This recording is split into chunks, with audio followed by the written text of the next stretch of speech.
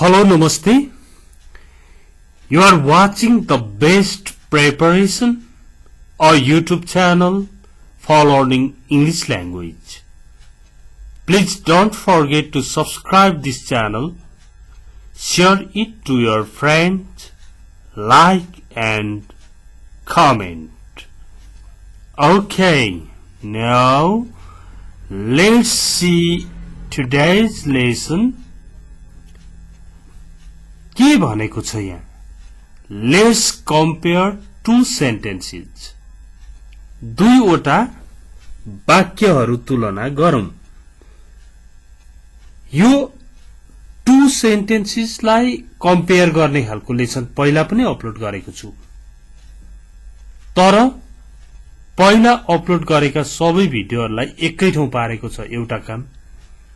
अर्को काम यसमा के थप गरिएको छ भने कुनै कुरालाई प्रेजेन्ट गर्दाखेरि कहिले मिनिङलाई फोकस गरिन्छ, कहिले यो कसरी बनेको होला भनेर ग्रामरलाई फोकस गरिन्छ. पहिला मैले he may go out, उ बाहिर जान सक्छ भनेर मिनिङलाई फोकस गरेर पढाएँ भने आज किन मे लाग्यो त? ग्रामेटिकल एस्पेक्टलाई फोकस गरिँदैछ आज. त्यसकारण यो लेसन अन्त्यसम्म हेर्नु होला. अंग्रेजीको कन्सेप्ट बस्छ यसरी है. मेरो अनुभव अनुसार अंग्रेजीको कन्सेप्ट बसाउने तरिकामा यो पर्छ. अब हेर्नुहोस्, उ बाहिर जान सक्छ भनेको उ बाहिर जान्छ भने पनि छैन. यहाँ जान्छ भनेको certain, sure. he will go out, उ बाहिर जान्छ. जानेछ, जान्छ नै भन्छ हाम्रो भाषाले, तर जानेछ हो त्यो will लगाएपछि. त्यो चाहिँ सर्टन, सर्टनली अथवा त्यो स्योर छ त्यो कुरा.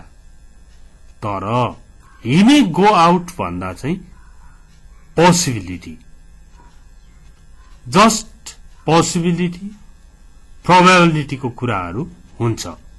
जुन कुरा चाहिँ यसो हुन सक्छ भन्नुपर्छ नि त्यस बेला मे लाग्छ.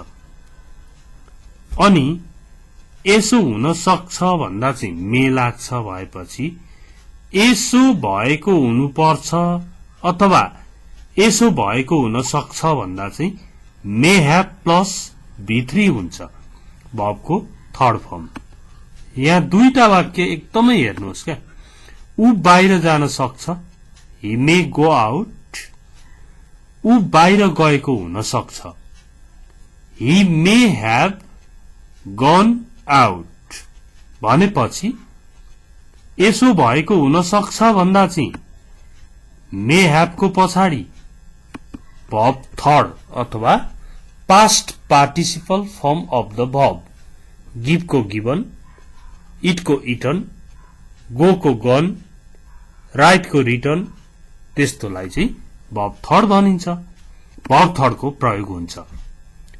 अब तपाईले यो भिडियोलाई पज गर्नुहोस् कि त भरे फेरि यो भिडियोलाई लिनुहोस्. अहिले पज नगरे पनि भरे फेरि एकपल्ट यो भिडियो सुरु गर्नुहोस् अनि पज गरेर नोटबुकमा यस्तै सेन्टेन्स 5 वटा बनाउनुहोस्, यस्तै सेन्टेन्स 5 वटा बनाउनुहोस्.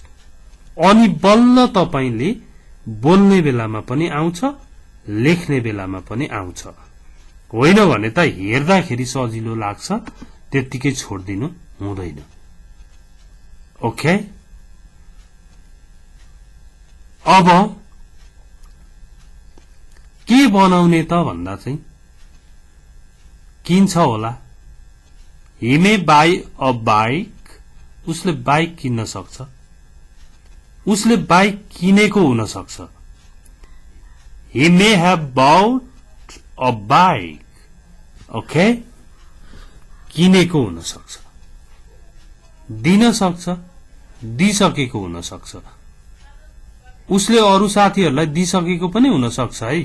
एकपल्ट फोन गरेर मात्र जाऊ है भन्नु पर्यो भने he may have given the notebook to other friends।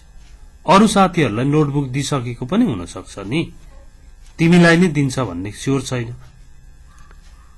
Okay, यसरी 5 वटा बनाउनुहोस् प्रत्येकको। अनि तपाईले सम्भावना व्यक्त गर्नु पर्यो भने मे अथवा माइट लगाउनुहोस्, भगवान लाउनुहोस्। he might go out भनेको पनि यही अर्थ लाग्छ, तर पोसिबिलिटी झनै घट्छ। अनि यहाँ पनि he might have gone out पनि एउटै हुन्छ। Okay, now next. अब यहाँ हेर्नुहोस्,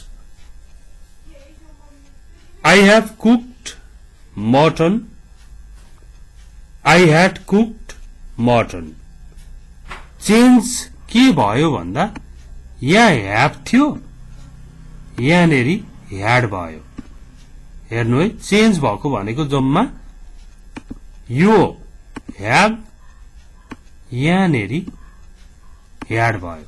ल हेर्नुहोस्, यति यो रेट चाहिँ चेन्ज भएको छ, तर नेपालीमा मिनिङ ठूलै चेन्ज भयो। मैले खसीको मासु पकाएको छु, मैले खसीको मासु पकाएको थिएँ। यो पकाएको छु प्रेजेन्ट पर्फेक्ट, पकाएको थिएँ पास्ट पर्फेक्ट। भनेपछि तपाई साथीकोमा जानुभयो, उसले चाहिँ आई हेभ कुक्ड मटन भन्यो भने तपाईले okay let's try some, let's have some, अलिकति खाऊ न त भन्न पनि सक्नुहुन्छ।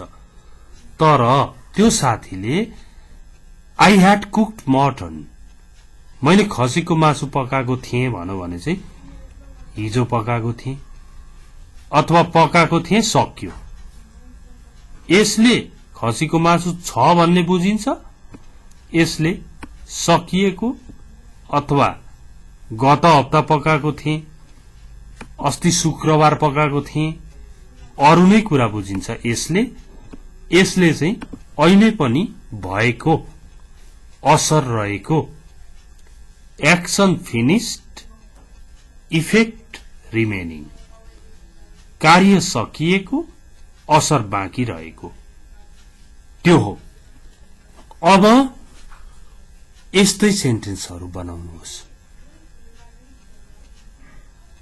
यस्तै 5 वटा बनाउनुहोस्। यसको प्रयोग बुझ्नुभयो। काम त सकिएको तर त्यसको असर बाँकी। यो सेन्टेन्स मैले खसीको मासु पकाएको छु भन्नु भने तपाईले त्यसो भन्नुभयो गेस्टलाई भने गेस्टले के भन्छ, ल्याउन त खाऊ भन्छ। तर मैले खसीको मासु पकाएको थिएँ भन्दा चाहिँ कहिले मेरो बर्थडेमा अस्ति त्यस्तो कुरा हो भने यो अगाडिको कुरा रहेछ, यो अहिले पनि त्यसको असर बाँकी रहेछ, इफेक्ट रिमेनिङ। ओके, राम्रोसँगले हेर्दै जानु है। He has invited me, he had invited me। यो दुईटामा जम्मा यो ह्याड भएको छ, अरू केही भएको छैन। हेर्नुहोस्, तर नेपालीमा मिनिङ हेर्नुहोस्, उसले मलाई निमन्त्रणा गरेको छ, उसले मलाई निमन्त्रणा गरेको छ, उसले मलाई निमन्त्रणा गरेको थियो। कति फरक छ। उसले मलाई निमन्त्रणा गरेको छ कहिलेसम्म भनिन्छ, के को लागि निमन्त्रणा गरिया हो त्यो नसक्युन्जेल भनिन्छ।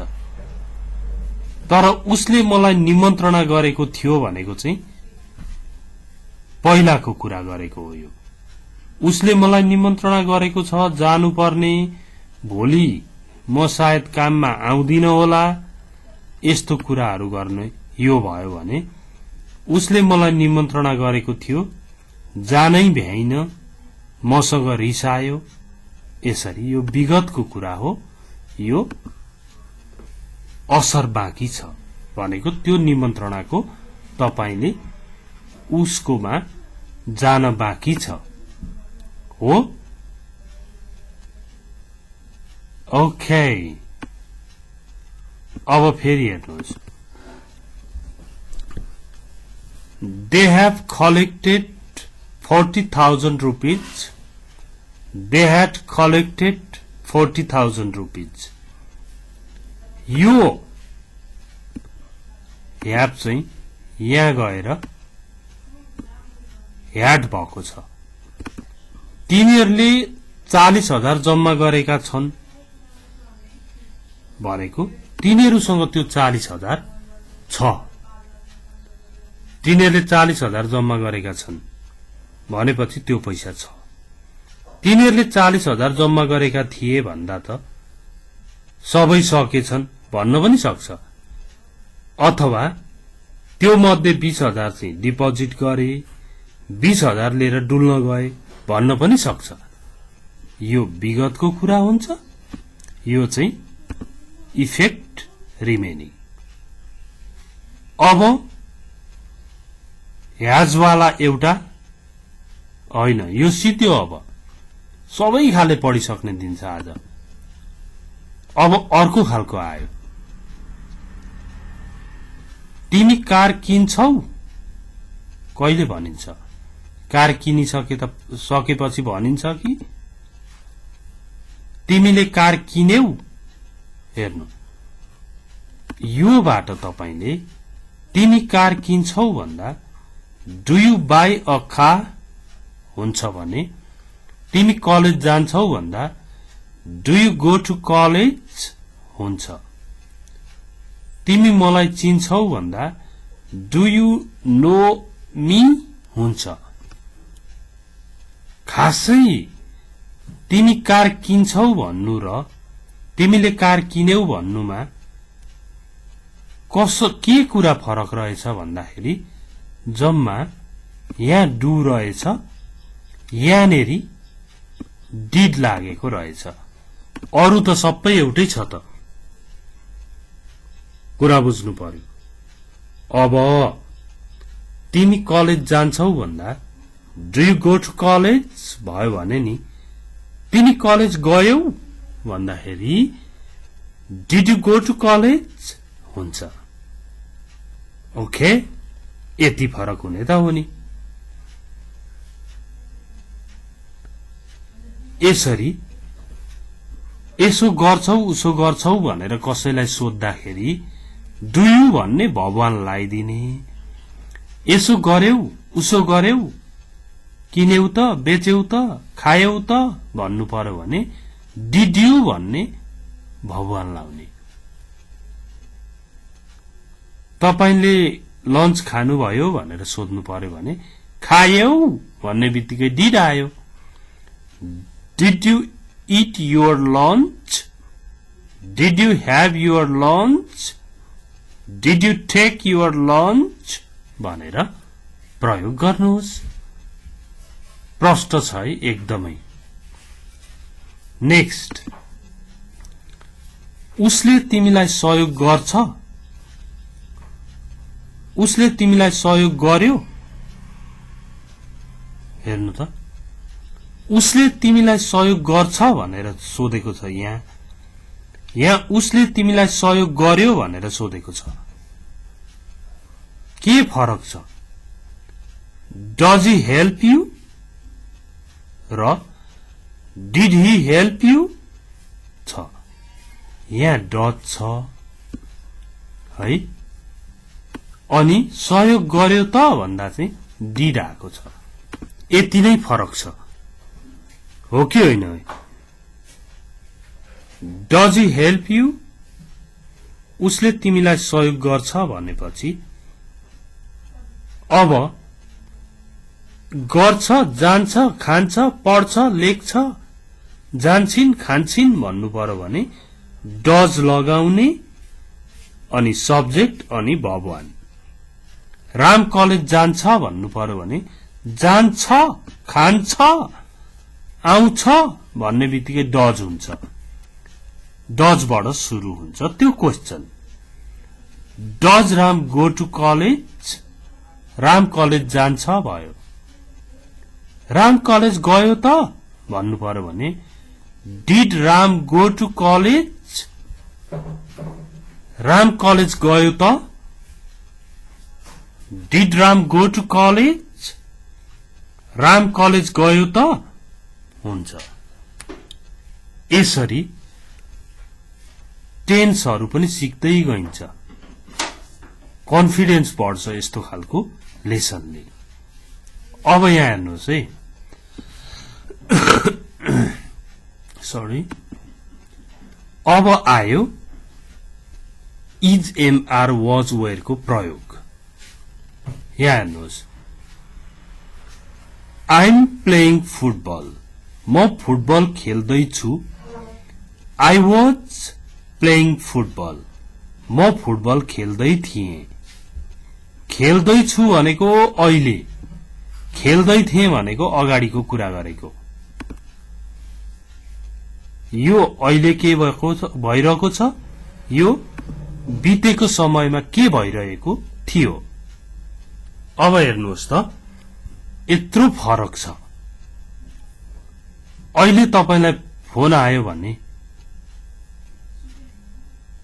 I'm sorry, I'm learning English. माफ गर्नुहोला, म अंग्रेजी सिक्दैछु भन्नु पर्यो. I'm learning English. म अंग्रेजी सिक्दैछु भन्नु पर्यो तपाईले. भन्नु पर्छ I'm sorry, I'm learning English. माफ गर्नुहोला, म अंग्रेजी सिक्दैछु भन्नुभयो.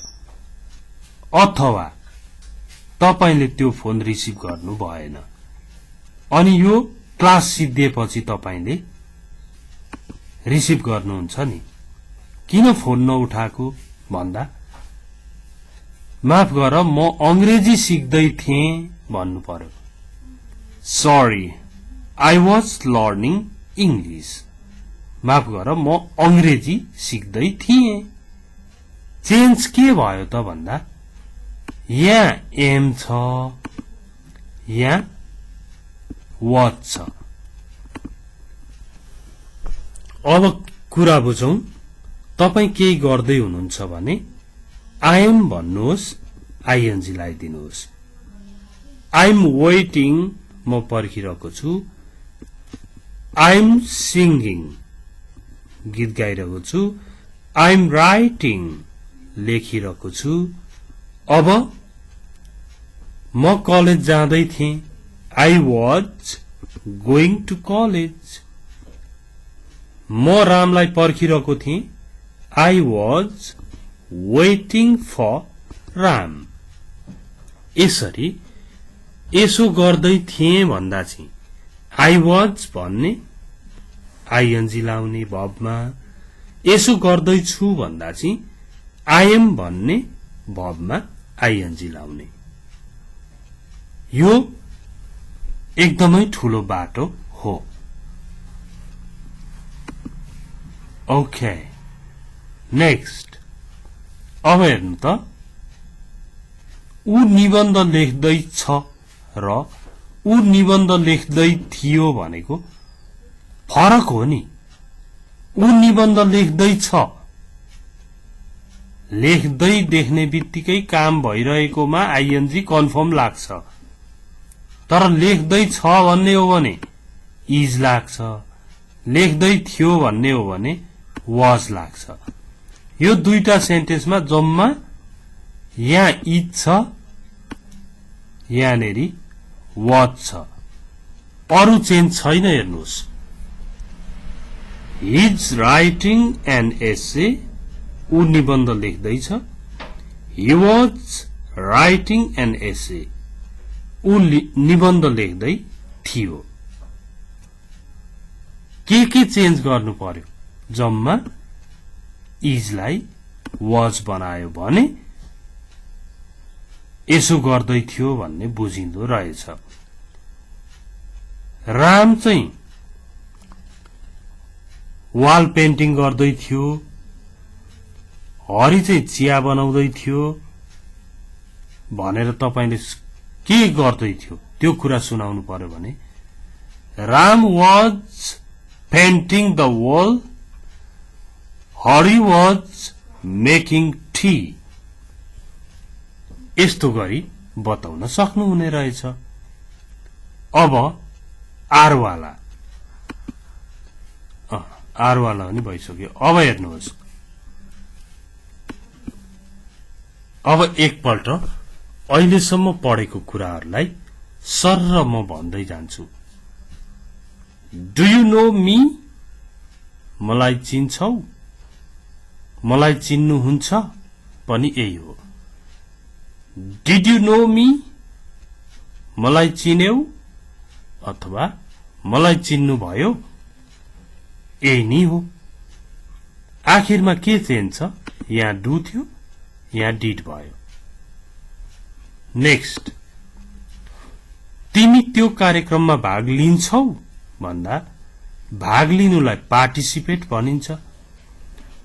Do you participate in the program भयो नि। तिमीले त्यो कार्यक्रममा भाग लियौ त भन्दा चाहिँ did you participate in the program भयो। Okay, now